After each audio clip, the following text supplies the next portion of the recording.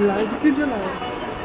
आओ नाटक देखो, आओ नाटक देखो, आओ नाटक देखो, आओ नाटक देखो। पीछे वाले आगे आओ, आगे वाले बैठ जाओ, पीछे वाले आगे आओ, आगे वाले बैठ जाओ, क्योंकि रुको रुको रुको दोस्तों, थम जाओ, सब यहीं पे जम जाओ। जम जाओ, जम जाओ।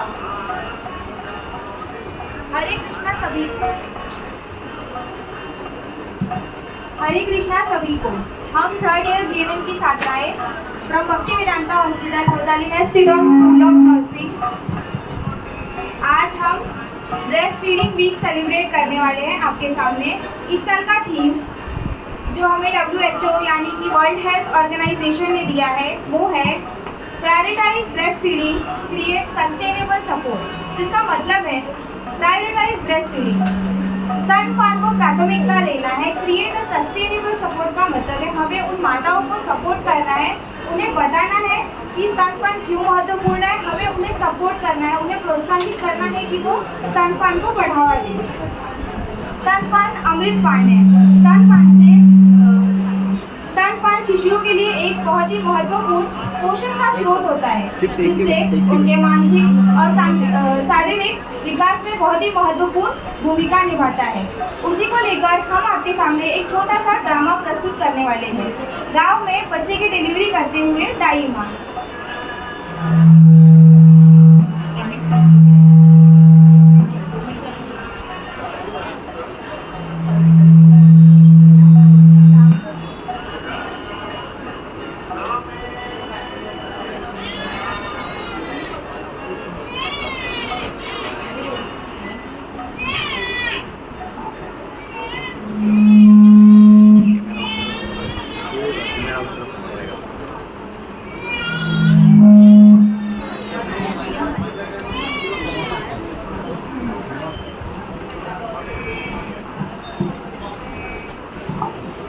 बधाई हो शकुंतला, बधाई हो, तुम्हारे बहू को लल्ला हुआ है। बहुत बहुत धन्यवाद दाई माँ। देखो कितना सुंदर लल्ला हुआ है। हाँ, बहुत ही सुंदर है। अच्छा सुनो, तुम्हारी बहू बहुत कमजोर है तो उसे लल्ले को सीधे से दूध नहीं दे पाएगी, तो तुम लल्ले को ऊपर का पानी, चाय या फिर शहद भी चटा सकती हो। जरूर जरूर। और कुछ बताना चाहोगी? नहीं, सिर्फ लल्ले का और बहू का ध्यान रखना। अगर कोई दिक्कत हो तो मुझे बुला लेना। जरूर जरूर। सुमन, सुमन आओ बैठो। माँ जी, बहुत बहुत धन्यवाद सुमन। बधाई हो माँ जी, आपको भी हमारे घर लल्ला हुआ है। हाँ ठीक है। सुनो सुमन, दाई माँ आई थी, संचार करके गई है। उन्होंने ऐसे बोला है कि तुम्हें दूध इतना नहीं आ रहा है तो तुम्हें लल्ला को ऊपर का दूध देना पड़ेगा और शहद चटाना पड़ेगा। ठीक है माँ जी।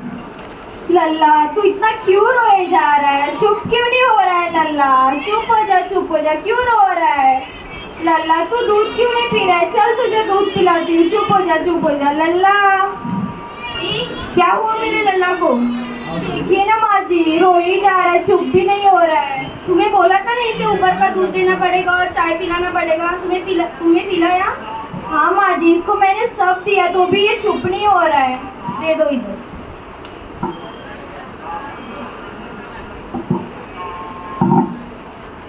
शांता, ओ शांता, इधर आना, चाय लेकर आना जरा।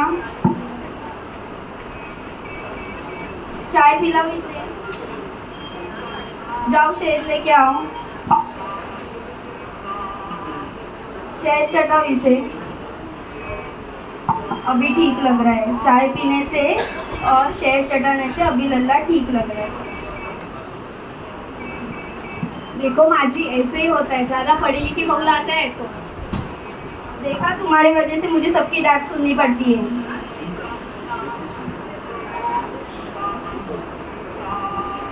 लल्ला तू क्यों रो रहा है? तू चुप क्यों नहीं हो रहा है लल्ला? क्यों रो रहा है? चुप हो जा लल्ला।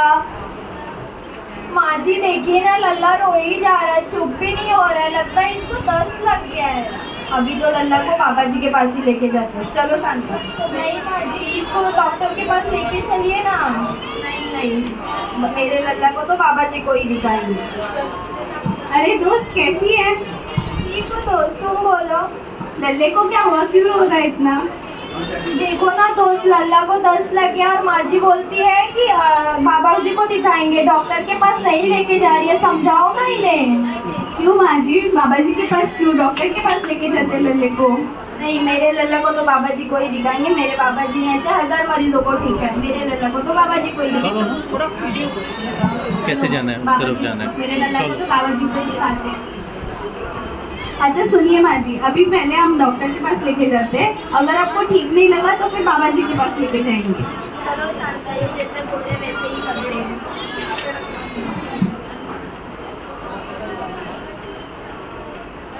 नमस्ते डॉक्टर साहब। नमस्ते नमस्ते। देखिए ना, हमारे लल्ले को दस्त लग गया है, बहुत रोए जा रहा है। तुमने अपने बच्चे को क्या खिलाया पिलाया था?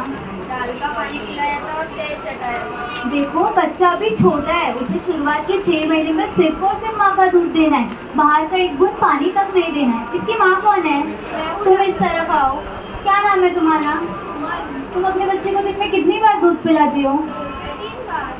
तुम्हें पता नहीं बच्चा अभी छोटा है, उसे हर 2 घंटे में दूध पिलाते रहना है और जितना ज़्यादा दूध पिलाओ उतना अच्छा रहेगा। बच्चा जब जब रोए तब तक उसे दूध पिलाना है। और ये बात ध्यान रखो, जब तुम बच्चे को दूध पिला रही हो तब तुम्हें एक स्तन के दूध, एक साइड के स्तन से दूध पिलाना है। एक स्तन में उतना दूध आ जाता है जिससे बच्चे का एक टाइम में पेट भर जाएगा। तो जब आप दूसरी बार स्तनपान कराओगे तब आपको दूसरे साइड के स्तन से दूध पिलाना है, ताकि स्तनों में भारीपन ना महसूस हो। इससे बच्चे का और तुम्हारा दोनों का मानसिक और शारीरिक स्वास्थ्य ठीक रहेगा। मैडम जी, माँ को तो दूध ही नहीं आता, तो क्या खिलाना पिलाना चाहिए?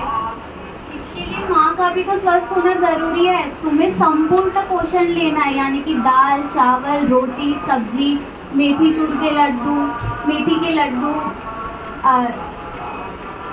फल फ्रूट सब कुछ खाना है, ताकि तुम्हारा स्वास्थ्य बने रहे। इससे तुम्हें दूध भी आएगा और तुम जब जब बच्चे को अपने पास लोगी तब तक दूध का तुम्हें बनना ऐसा एहसास होगा और दूध दे सकते हो तुम बच्चे को।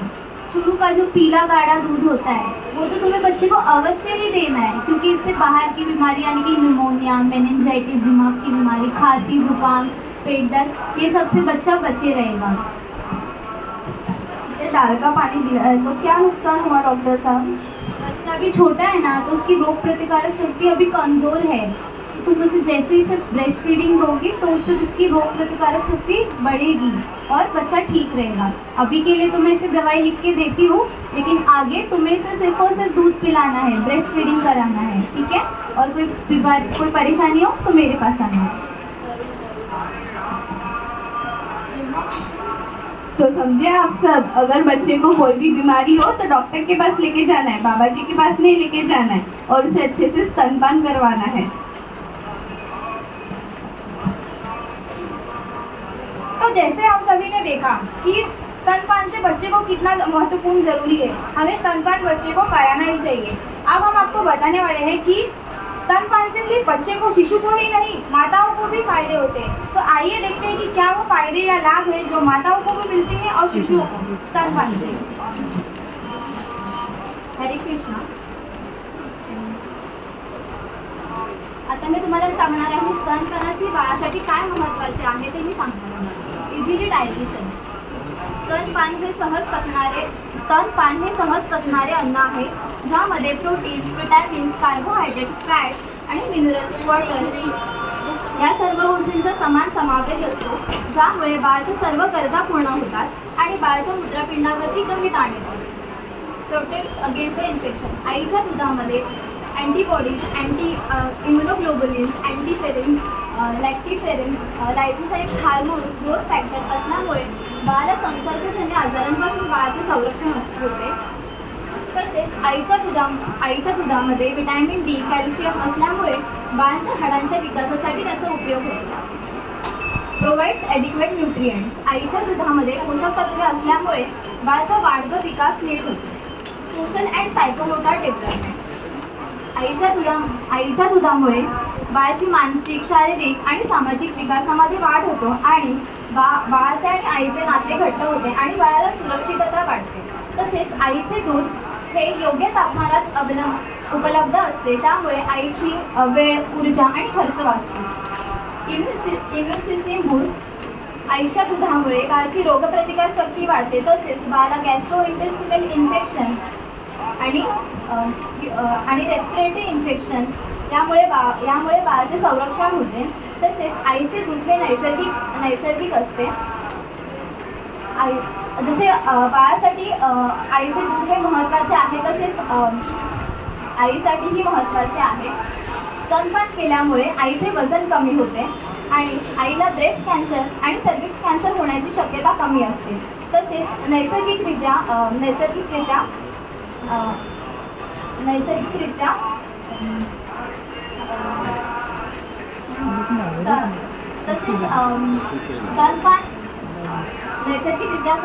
गर्भधारणा करण्याची आईची क्षमता कमी होते.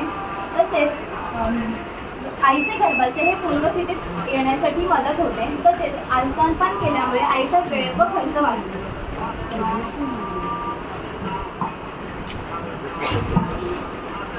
अभी हमने देखा कि स्तनपान से शिशु ही नहीं, माताओं को भी बहुत सारे लाभ फायदे होते हैं, तो हमें स्तनपान जरूर कराना चाहिए. लेकिन स्तनपान करते समय हमें कुछ तैयारी और कुछ सावधानियों का ध्यान रखना चाहिए, जो बच्चे के लिए बहुत ही महत्वपूर्ण होता है. तो स्तनपान करते समय क्या वो तैयारी है, क्या वो सावधानी है जो हमें बरतनी चाहिए, अब हम आपको बताने वाले हैं. हरे कृष्णा. तो अभी मैं आपको बताने वाली हूँ कि स्तनपान करने से पहले माँ को क्या क्या तैयारियाँ करनी चाहिए. तो स्तनपान करने से पहले माँ ने अपने दोनों स्तनों को अच्छे से क्लीन करना चाहिए, क्योंकि अगर स्तनपान करने से पहले माँ ने अपने ब्रेस्ट को क्लीन नहीं किया तो जो इन्फेक्शन है वो स्तनपान के दौरान बच्चे के शरीर में जाने के चांसेस होते हैं और उनसे बच्चों को बहुत सारी बीमारियाँ हो सकती हैं. तो अभी स्तनपान करने से पहले ब्रेस्ट को क्लीन कैसे करें या स्तन को साफ कैसे करना है. तो गर्म पानी साफ पानी का कपड़ा लेकर वो गीले कपड़े से माँ ने अपने दोनों स्तनों को अंदर से बाहर की तरफ साफ करना चाहिए और स्तन पूरे सूखने के बाद ही बच्चे को स्तनपान करना चाहिए. और स्तनपान के पहले माँ ने अपने दोनों स्तनों का अच्छे से मसाज करना चाहिए, जिससे स्तनपान करते वक्त माँ को कोई भी तकलीफ ना हो या फिर दर्द ना हो. तभी स्तनपान करते वक्त माँ ने कैसे पोजीशन रखनी चाहिए. तो माँ अपने पीठ को एकदम सीधा रख के बच्चे को अपने सीने की तरफ लेना चाहिए और स्तनपान करते वक्त माँ ने अपनी पीठ को झुकाना नहीं चाहिए. बच्चे को अपने स्तन की तरफ लेने के लिए पिलो यानी कि तकिया का सहारा लेकर बच्चों को अपने स्तन की तरफ लेना चाहिए. तो अभी हम देखेंगे कि स्तनपान करते वक्त माँ कौन से पोजीशन का उपयोग कर सकती है.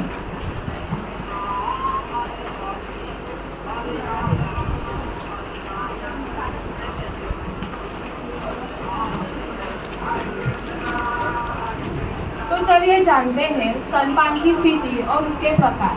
पहला है cradle hold position. Cradle hold position में माँ को अपने गोद में लेकर और हाथ के मदद से तकिए के सहारे.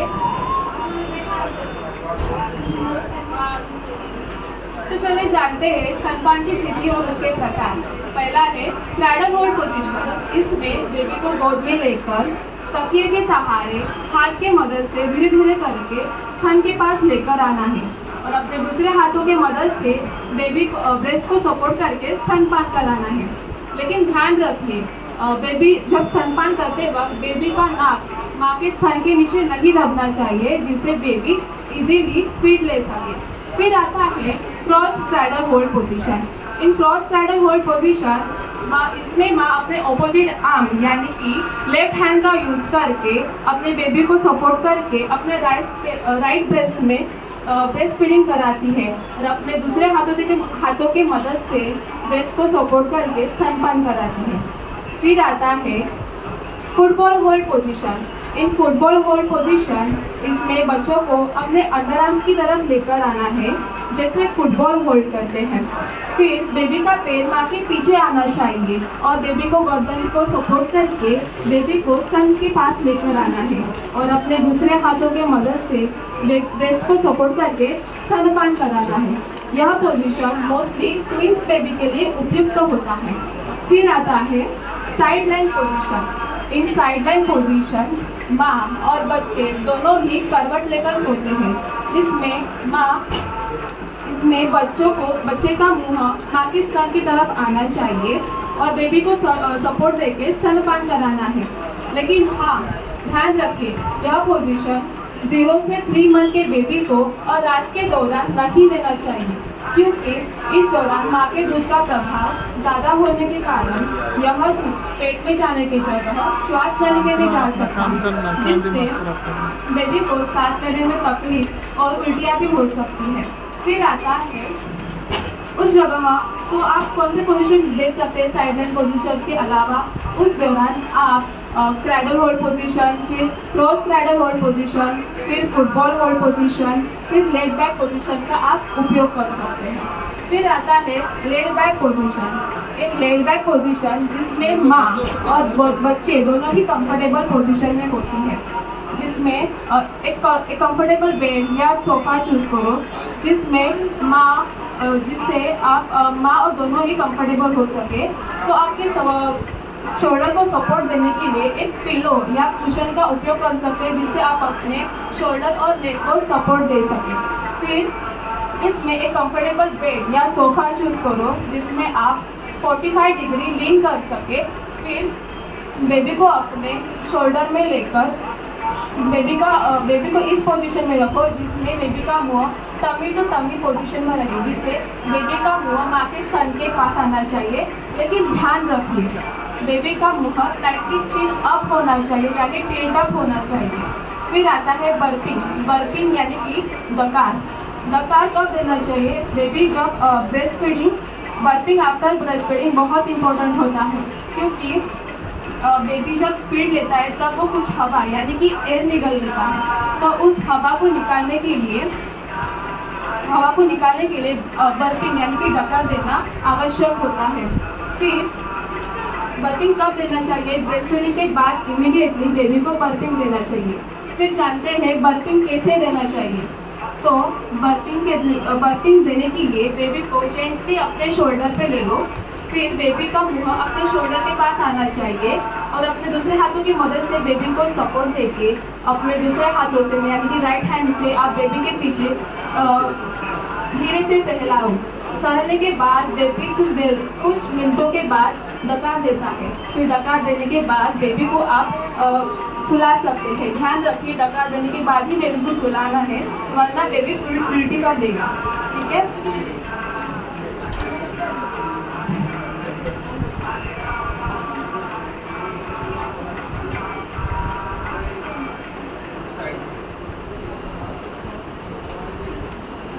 अब हम आप सबको बताने वाले हैं लैचिंग एक बहुत ही महत्वपूर्ण प्रक्रिया है जो कि स्तनपान करते समय हमें ध्यान देना चाहिए, जिससे शिशु को सही मात्रा में दूध मिलता है। आइए देखते हैं क्या है वो प्रक्रिया।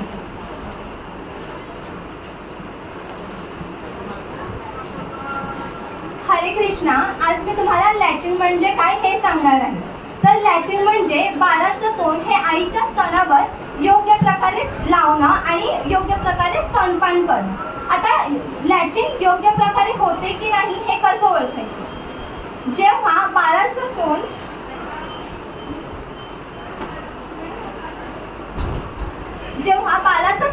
हे पूर्णपणे उघडलेलं असेल आणि आईचं जे स्तन आहे त्याचा जो गडद भाग आहे त्याच्यावर पूर्ण भाग बाळाच्या तोंडात असायला हवा।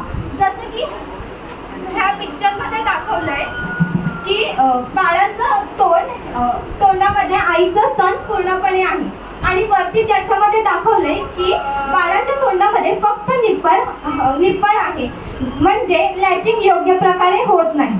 आता लॅचिंग चांगल्या प्रकारे होते आणि त्याचं महत्त्व काय आहे, लॅचिंग का महत्त्वाची आहे। जेव्हा लॅचिंग योग्य प्रकारे होत असते तेव्हा बाळाला पुरेसे असे दूध मिळतं आणि स्तनपान करताना आईला सुद्धा त्रास होत नाही। आता लॅचिंग करत असताना आईच्या शरीरामध्ये 2 महत्त्वाचे हार्मोन तयार होत असतात। पहिलं म्हणजे प्रोलॅक्टिन आणि दुसरं म्हणजे ऑक्सिटोसिन। प्रोलॅक्टिन हे जे हार्मोन आहे ते आईच्या शरीरामध्ये दूध उत्पन्न करण्यासाठी मदत करतं आणि ऑक्सिटोसिन हे जे हॉर्मोन आहे ते आईच्या स्तनामधून दूध बाळाला पोहोचण्यासाठी मदत करत असतं. जेव्हा योग्य प्रकारे लॅचिंग होत असते तेव्हा आईच्या शरीरामध्ये योग्य प्रकारे दूध निर्माण होत असतं. म्हणून जेव्हा एखाद्या आईला योग्य प्रकारे दूध येत नसेल तेव्हा लॅचिंग चांगल्या प्रकारे केल्यामुळे आईच्या शरीरामध्ये दुधाची उत्पन्नता सुद्धा होते.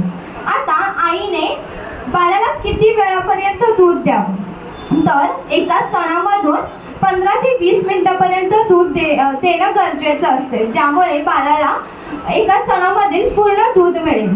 आणि बाळाला दूध कधी कधी द्यावं, तर जेव्हा बाळ रडत असेल तेव्हा प्रत्येक वेळेस बाळाला दूध देणं गरजेचं आहे. तसेच प्रत्येक 2 तासांनी बाळाला दूध देणं खूप महत्त्वाचं असतं.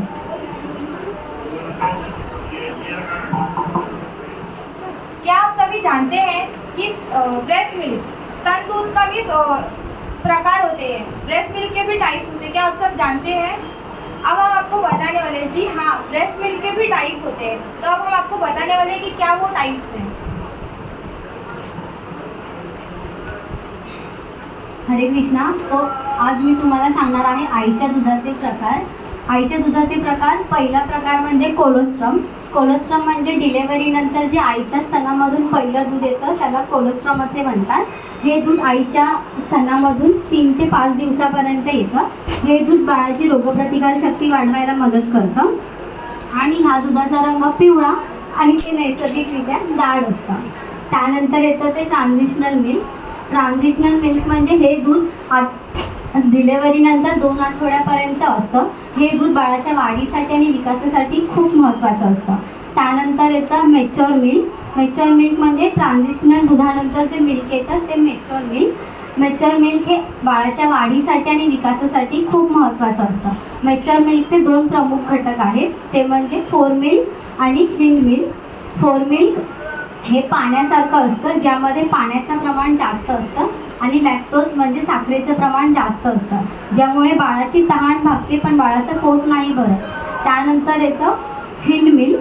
हिंड मिल्क म्हणजे ह्या दुधामध्ये चरबीयुक्त पदार्थ जास्त असतो आणि ह्यामध्ये सर्व पोषक तत्वांचा समावेश असतो, म्हणजे कार्बोहायड्रेट, प्रोटीन, कॅल्शियम, विटॅमिन्स ह्या सर्वांचा समावेश असल्यामुळे हे दूध बाळाच्या वाढीसाठी खूप महत्त्वाचं असतं.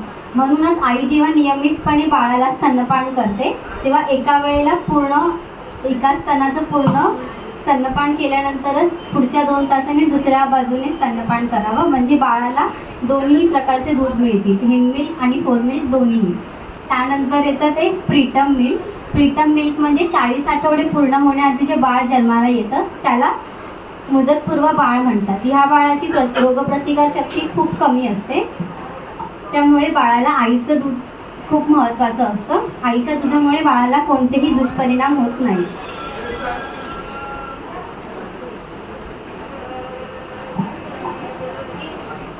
जैसे हम सभी ने देखा कि स्तनपान इतना महत्वपूर्ण है, वो माता व शिशु दोनों के लिए भी बहुत ही महत्वपूर्ण भूमिका निभाता है उनके विकास के लिए. तो अब हम आपको बताने वाले हैं कि कुछ परिस्थितियाँ, कुछ कंडीशंस ऐसे होती है माताओं की, कुछ अवस्था ऐसी होती है जिसमें माताएं अपने बच्चों को स्तनपान नहीं करा पाती या नहीं करा सकती. तो आइए जानते हैं कि क्या वो परिस्थिति या कंडीशन है जिसमें माँ अपने बच्चों को स्तनपान नहीं करा पाएंगे और उससे हम कैसे बचाव करेंगे.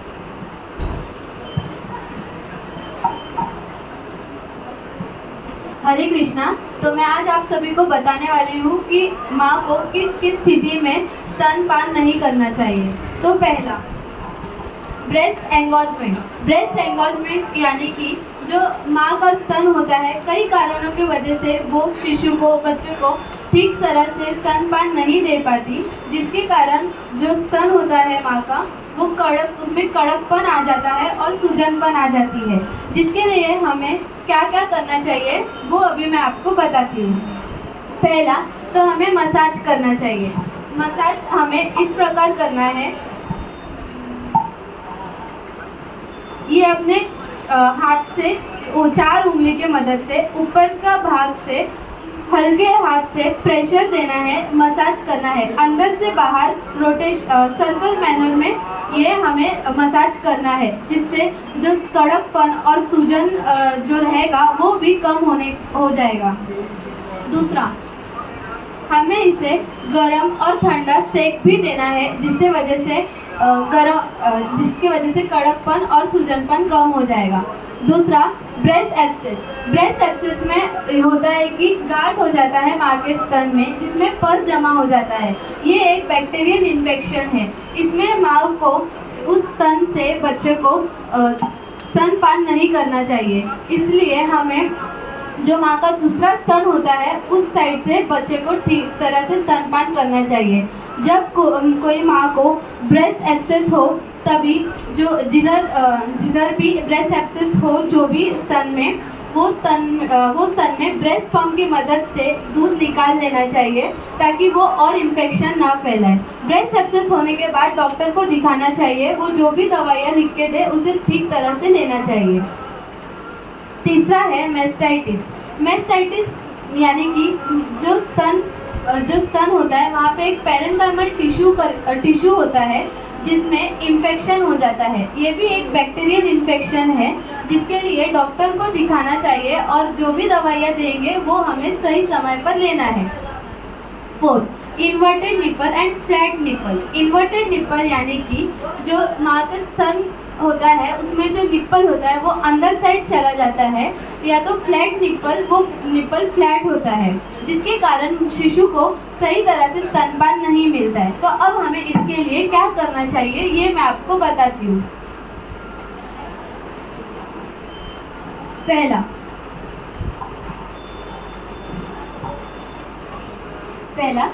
तो पहले हमें एक सिरिंज लेना है, उसे अलग करना है।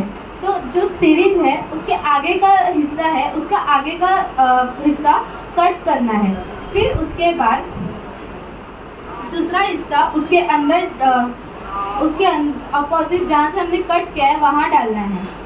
सिरिंज का जो पीछे का हिस्सा है उसे निप्पल पे रखना है। उसके बाद हल्के हाथों से, हल्के प्रेशर से उसे बाहर की तरफ से खींचना है, फिर से उसे निकालना है और अंदर डाल के फिर से उसे खींचना है, जिससे जो इन्वर्टेड निप्पल और फ्लैट निप्पल रहेगा वो ठीक हो जाएगा। Next, crack nipples. Crack nipples ये निप्पल्स पे भी होता है, उसके आजू बाजू भी हो सकता है। ये इसके कई कारण हैं, जैसे कि कभी कभी माएँ सही स्तनपान नहीं देने के वजह से, या तो फिर ठीक तरह से उसका हाइजीन मेंटेन नहीं करने के वजह से, या तो टाइट कपड़े पहनने के वजह से भी ये हो सकता है, जिसके लिए हमें डॉक्टर को दिखाना चाहिए और फिर उसके लिए जो भी दवाइयाँ देंगे वो हमें ठीक तरह से लेना है। आगे, सोर निप्पल। सोर निप्पल जो निप्पल होता है वो उसमें कड़कपन आ जाता है, रेडनेस हो जाता है और उसमें पेन होता है। जब भी माँ स्तनपान करती है तभी निप्पल में दर्द होता है, ठीक तरह से उसमें स्तनपान नहीं हो पाता। तो हमें ये ठीक करने के लिए उसमें ठंडा और गर्म से सेक देना है, जिससे पेन जो रहेगा वो कम रहेगा। और दूसरा, मसाज करना है। मसाज हमें इस प्रकार करना है। तो पहले 4 उंगलियां लेना है, उसके ऊपर के भाग से हल्के हाथों से अंदर से बाहर रोटेशन मैनर में हमें मसाज करना है। इससे जो दर्द रहेगा वो भी कम हो जाएगा और जो निपल्स में टेंडरनेस रहेगा वो भी कम हो जाएगा। Thank you. अब हम आपको बताने वाले हैं कंगारू मदर केयर। ये एक ऐसा केयर है जो माताएं अपने बच्चों को घर पर भी दे सकती है। ये ज़्यादातर प्री मैच्योर बेबीज़ में देते हैं और नॉर्मल बच्चों में भी दिया जा सकता है। ये ऐसा केयर है जो आप घर पे बच्चों को दे सकते हैं, जिससे माता व शिशु दोनों के बीच में एक अच्छा बॉन्ड बनता है और वो शिशु के लिए बहुत ही हेल्पफुल होता है। हरे कृष्णा. तर आता मी तुम्हाला सांगणार आहे कांगारू मदर केअर ह्याचे फायदे. तर पहिला फायदा आहे केएमसीमुळे स्तनपानचं कालावधी व दर वाढते. केएमसीमुळे नॅझोकॉमिकल इन्फेक्शन जो आहे त्याचा बचाव होतं. तर आता इन्फेक्शन म्हणजे काय, तर तसं ताप, सर्दी, खोकला, पेनिंजायटिस, डायरिया, निमोनिया हे सगळे रोगापासून बाळ मुक्त राहतं। आई आणि बाळचं जे कॉन्टॅक्ट संपर्क आहे स्किन टू स्किन ते वाढते। आता मी तुम्हाला कांगारू मदर केअर याची प्रोसिजर दाखवणार आहे। तर आधी साडी घ्या,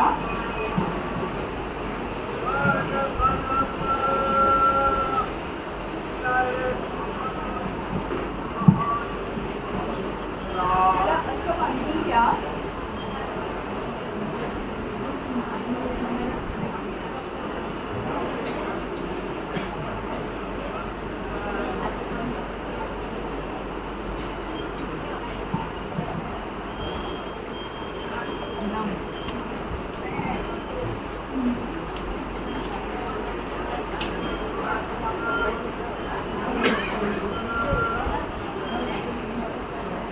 हे जे आहे हे याच्यामध्ये टाका।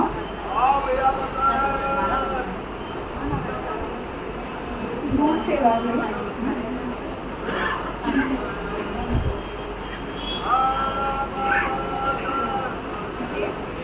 बांधून घ्या।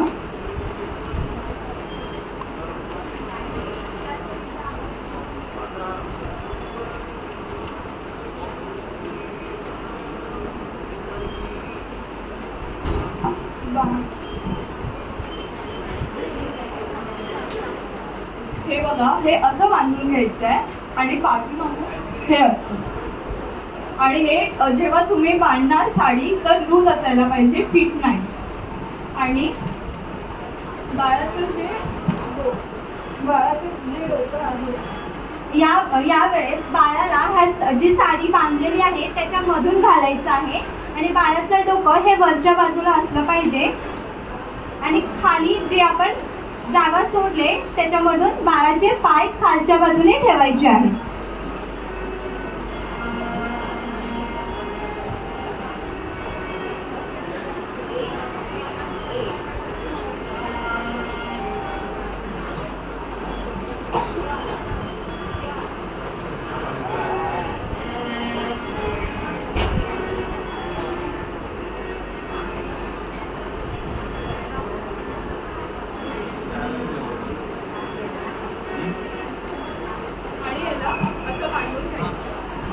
अशा प्रकारे बाळाला पूर्णपणे कव्हर करून घ्यायचं आहे, ज्याच्यामुळे बाळ पडणारही नाही आणि बाळाचा सांभाळ सुद्धा होईल।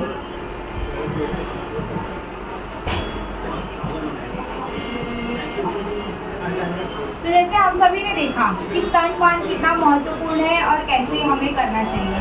अब मैं आपको बताने वाली हूँ कि जो माताएं अपने शिशुओं से ज़्यादा समय तक दूर रहती है या फिर वर्किंग वुमेन है तो वो अपने बच्चों को स्तनपान कैसे करा सकती है। तो वो अपना स्तन का दूध निकालकर किसी साफ कंटेनर में 4 से 6 घंटे तक रूम तापमान पे रख सकती हैं।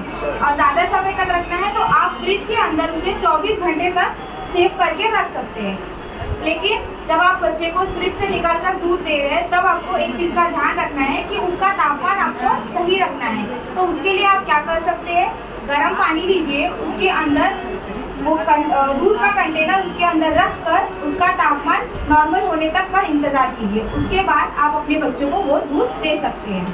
तो अभी हम आपको बताने वाले हैं कि जो माताएं अपने बच्चों को ऊपरी दूध देती हैं जिसमें निप्पल का प्रयोग या फिर चम्मच कटोरी है तो उसे आप घर पर कैसे साफ करके बच्चे को दे सकते हैं।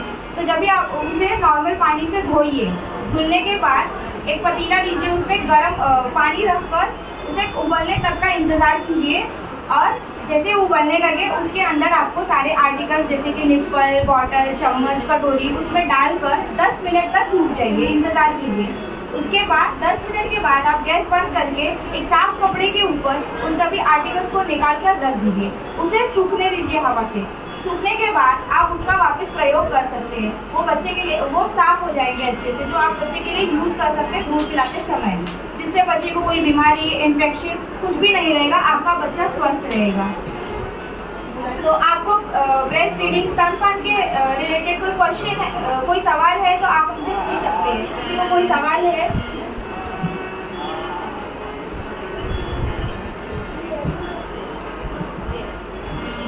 केयर आपने बताया ना।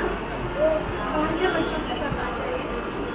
कंगारू मदर केयर ये प्री मेच्योर बेबी जिनका की वजन कम होता है, उनका रोग प्रतिकार शक्ति कम होता है, तो उनके लिए किया जाता है। तो अगर आप 36 वीक्स के पहले अगर बच्चा पैदा होता है तो उसे हम प्री मेच्योर बेबी करते हैं। उनमें हम ज़्यादातर कंगारू मदर केयर देते हैं, जिससे बच्चा, अगर आप कंगारू मदर केयर देंगे तो बच्चे को माँ का तापमान, स्किन टू स्किन कनेक्शन और उससे उसकी मदद, जिससे दूध भी उत्पन्न होता है, वो अपने बच्चों को उससे दे सकती है। तो अब हम आपके बीच में बुलाने वाले हैं हमारी principal ma'am doctor Mrs Bhadrapriya Sanjay Parab ma'am, principal of Bhakti Vedanta hospital Rosalin institute school of nursing. वो हमें ब्रेस्ट फीडिंग के बारे में और 2 शब्द बताएंगे। हरे कृष्णा। इन लोगों ने बहुत बताया है, मुझे मेरे 2 शब्द नहीं चाहिए अभी, है ना? यस, आप लोगों को कुछ इंफॉर्मेशन मिली है, इससे कुछ फ़ायदा हुआ है? हमारे बच्चों का जो प्रोजेक्ट है उन्होंने यहाँ पे प्रेजेंट किया, इसमें ओके, तो आप कुछ बताना चाहते हैं इसके बारे में? आपको क्या समझा और आपको कौन सी चीज़ें अच्छी लगी?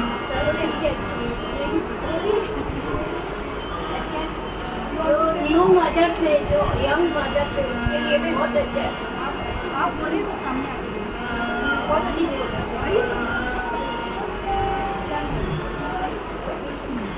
आप बताइए, आप जो बोल रहे हैं वही बताइए। हरे कृष्ण। बहुत अच्छा प्रोजेक्ट है आपका।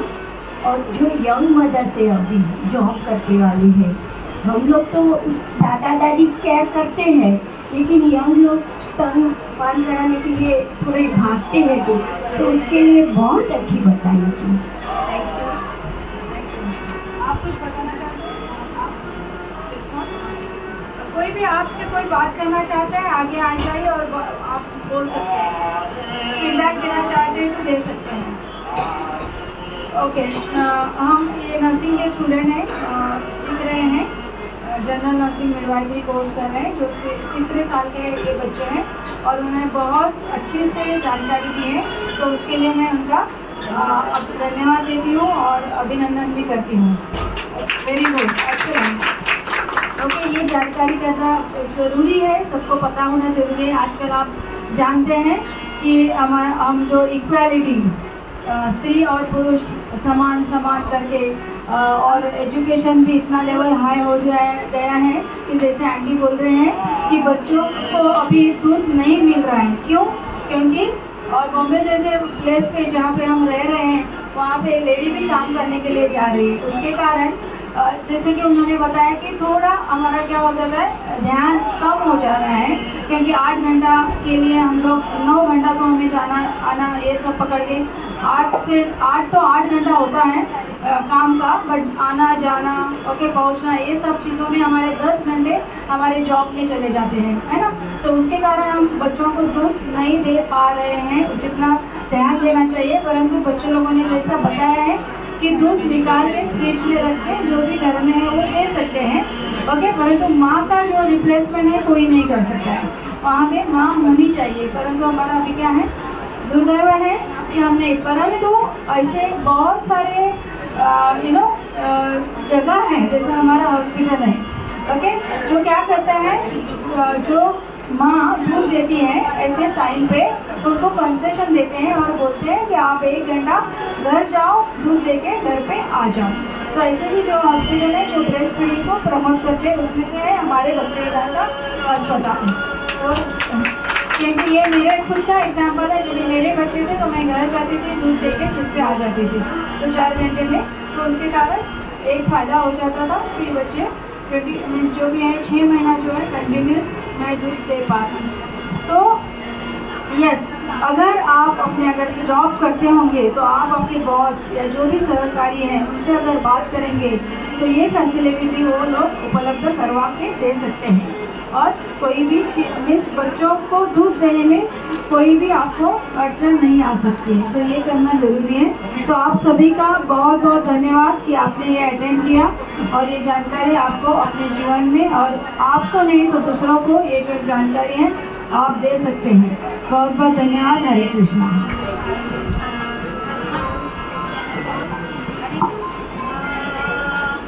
अब हम आपके बीच में बुलाने वाले हैं डॉक्टर कमलप्रिया मैम, जो हमें ब्रेस्ट फीडिंग के बारे में और उसकी थीम के बारे में थोड़ा बताएंगे।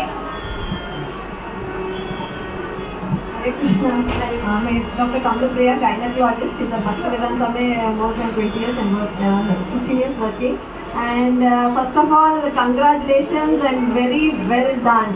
So I think they deserve a big round of applause. बहुत अच्छा है, बच्चा लोग ने बहुत सुंदर तरीका किया, बहुत फुल इंफॉर्मेशन और इतना अच्छा ड्रामा एंड स्लोगन के वजह से बताया. एज मैडम भी बताया, the breastfeeding is a very important thing. Breast milk is not, it is a best gift for ourselves, the mother who is going to give for the baby and to the planet.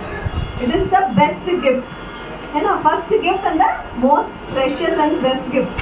हम लोग बोल सकते हैं आजकल formula feed easily हो जाता है, you don't have to sleepless nights नहीं होगा easy, but you can not compare the breast milk with the formula feed.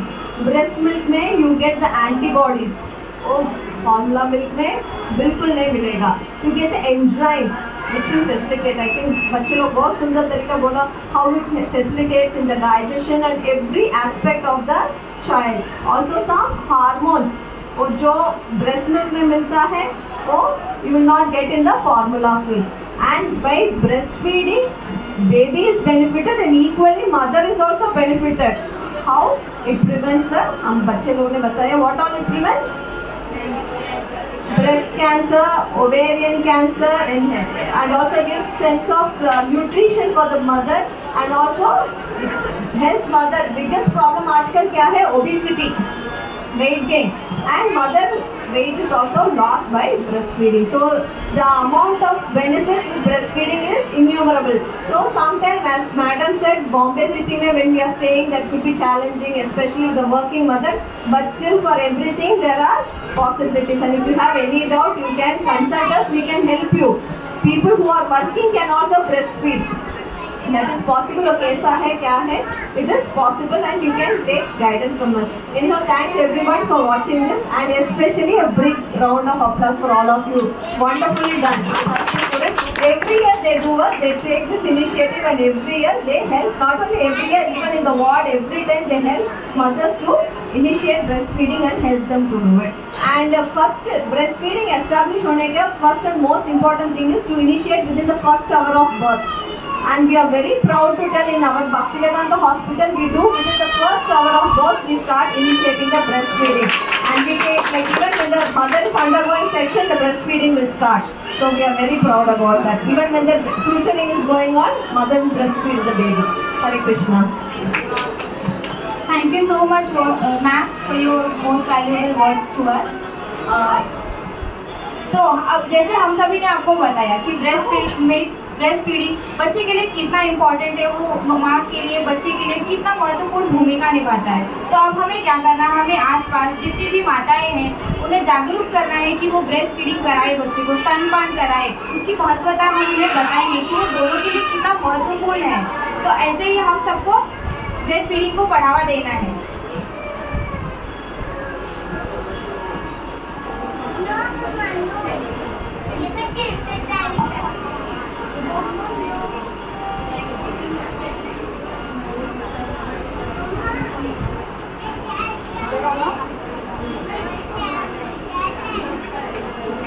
आईचे दूध आहे सर्वोत्तम आहार बाळासाठी. आईचे दूध आहे सर्वोत्तम आहार बाळासाठी. स्तनपान लाभदायक आहे आईच्या आरोग्यासाठी. स्तनपान लाभदायक आहे आईच्या आरोग्यासाठी. शुरुआत जीवन की हो आसान. शुरुआत जीवन की हो आसान. हर बच्चे को दो स्तनपान. हर बच्चे को दो स्तनपान. बाळाच्या आरोग्याचा मजबूत पाया. बाळाच्या आरोग्याचा मजबूत पाया. स्तनपान हे सर्वोत्तम माया. स्तनपान हे सर्वोत्तम माया. स्तनपान करा, स्तनपान करा. बाळाचं आरोग्य वाढवा. बाळाचं आरोग्य वाढवा. प्रत्येक बाळाचा अधिकार प्रत्येक बाळाचा अधिकार आईचे दूध. आईचे दूध. स्वस्थ शिशु की पहली उड़ान. स्वस्थ शिशु की पहली उड़ान. माँ का दूध बने ताकत का जहान. माँ का दूध बने ताकत का जहान. शिशु के पोषण का आधार है, शिशु के पोषण का आधार है. माँ का दूध ही सर्वोत्तम आहार है. माँ का दूध ही सर्वोत्तम आहार है.